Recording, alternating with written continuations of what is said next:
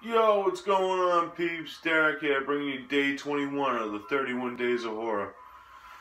What I got for you guys today is something very special, because if you guys are not members of the 22 Shots of Moods and Horror Facebook group, become a member, because we just did we had this idea to do like a Secret Santa for Halloween. We were calling it like a Secret Satan. And I actually just got my stuff in, and I wanted to watch this film for a while because I had never seen it. And it's really like a very special thing that this community, that people that we know in that Facebook group, be able to do this kind of thing, because it's awesome that we each give each other films and stuff. So in honor of my Secret Satan, I'm going to review one of the films they sent for me. And that film is from 1973, and it goes by the title of Torso, aka Carnal Violence. It's a film directed by Sergio Martino, who I know from films like Mountain of the Cannibal God. He's directed a slew of different genre type films. And it stars Susie Kendall from The Bird with the Crystal Plumage, Tina Lamont from, where's she from? Salon Kitty, and Luke Miranda from Kidnap Syndicate, who's a great Italian actor, I might add. Main plot of this one, it sets up like your typical giallo style, like slasher motifs. It's really well done. It begins with like this brutal murder on, I believe it's like a beach, or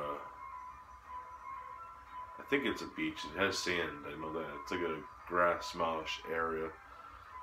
This couple is having sex in their car, and this mass killer kills both of them.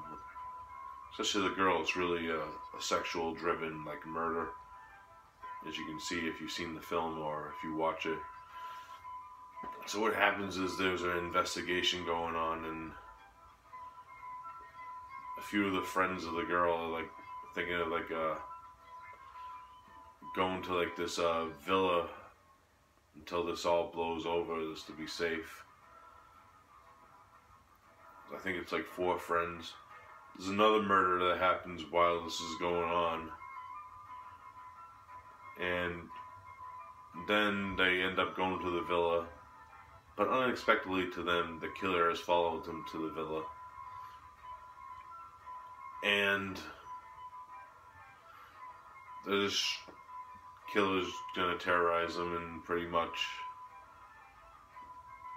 they gotta try to survive. That's pretty much the plot of the film. Now, my main thoughts on this one.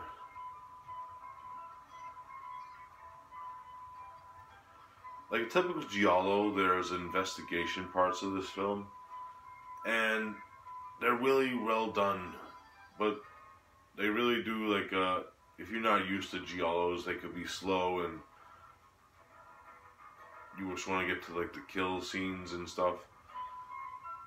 Well, this giallo has a really weird setup. It actually shows some of the kill scene. Well, they don't show the kill scenes. It shows after the fact, which does happen in these type of giallo films. But it does have some gore scenes to it also. But after the fact of the actual kills, I will get into that a little later. First thing I would like to get, there's some great performances in this film. Like Susie Kendall, she's always good. I enjoyed her in Bird with the Crystal Plumage, and most recently a Spasmo, which I just watched a couple of months ago. And she does a really good job in this film also, and it's really well done. And Luke Miranda plays, I believe he's like the town doctor, and he does really well. He has a fierce look to his face, like he did in Kidnap Syndicate. And he's a really well actor in Italian cinema. And there's a lot of character development in this film too, which I really like. Like there's a Tina Mont's character. She has some like character issues, which may or may not have to do with like the plot of the story, but they're there for a reason, and you get to know her character a little bit. Another thing about this film that when you notice watching it, there's a lot of explicit like sex in it, like nudity. There's a lot of boobies. Let's just put it that way. There's a lot of boobs in this film, and there's actually some lesbian sex scenes and weird. There was this one weird like I think it was like a hippie party, and these two dudes started like making out with this one girl. It was like, what the hell? Some of that's like stuff in the early 70s and stuff, kind of like they did this stuff back then, because you know that wasn't my era, so you're like trying to comprehend like the era gap between when how old you are and how old the film is, and this film is from '73. Sergio Martino does a great job directing this film, and another thing I really enjoyed about it was the score. The score has this airy feel to it. If you could hear it in the background, I actually have the menu playing. It's probably glary as hell from like camera, but yeah, the score is like a. If you hear that, it's like the main theme of like when the killer is chasing the victims, and has this airy feel, especially during those scenes, because there's one scene in particular where I think it takes place in like the swamp marsh area, and it's really atmospheric because like it's just mud, and like, it's hard to run from this killer in this swamp. It's really well done. Now the look of the killer, I don't know how many people ever seen Nightbreed, and I haven't seen this film, but the film Morbid, which I heard not really. I'm not gonna judge it because I didn't see the film, but I heard a lot of negative things. But I seen the killer as like a mask in this film, in that film, and yeah, this like the killer Decker's character in Nightbreed, he wears like an identical mask from the killer in this one. The only difference is that the killer has like this scarf around its neck.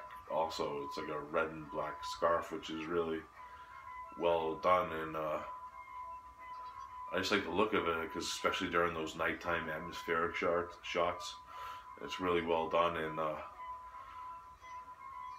yeah, I could go on and on about especially giallo films, but I don't want to really ruin the ending for you. There's a lot of tension that happens at the end of the film, which is really well done. For a first time watch for me, I'm going to give Torso a solid 9 out of 10. That's how much I enjoyed it. As a fan of giallos and slashers and all that, it's really well done, and it does deliver, especially at the end. So I do highly recommend you grab this release from Blue Underground. It comes with the Italian and English version too, which I didn't mention before. And it actually has an introduction by Eli Roth, because I guess this is one of his favorite films. It's actually weird because Eli Roth actually brought Luke Morando out of retirement for Hostel Part 2, because he was a fan of him from this film in particular, which I thought was really cool and awesome. So yeah, 9 out of 10 for Torso. Awesome film. Check it out. Alright guys, that's it for day 21. I'll be back tomorrow with day 22 of the 31 Days of Horror. I'll see you then. Peace out.